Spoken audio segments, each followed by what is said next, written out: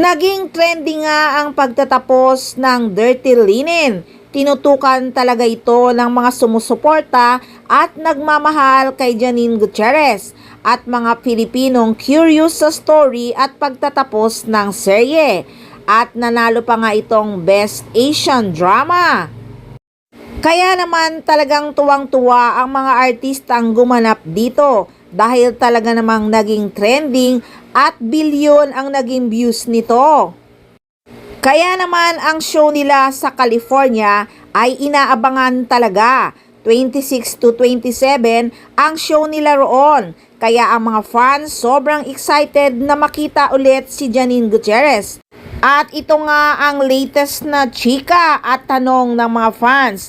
Magkasabay ba si Sanjo Marudo at si Janine Gutierrez na umalis dahil may picture silang nakapost sa Instagram? Kaya ang malilikot ang mga mata ay hinahanap si Rhea Atayde at si Paolo Abilino.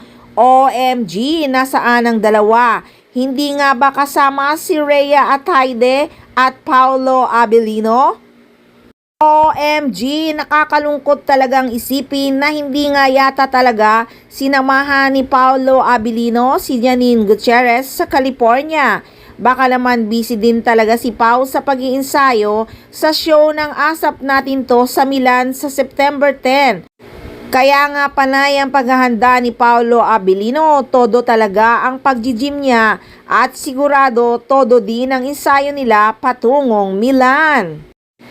Kaya malungkot ang mga fans dahil walang anino ni Paolo Abilino na nakitang kasama ni Nini papuntang California.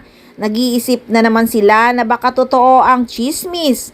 OMG, hindi lang mata-mata ngayon ang trending, kundi talikod-talikod na dahil nga sa pagtalikod niya nang tanungin kung kumusta sila ni Paolo Abilino.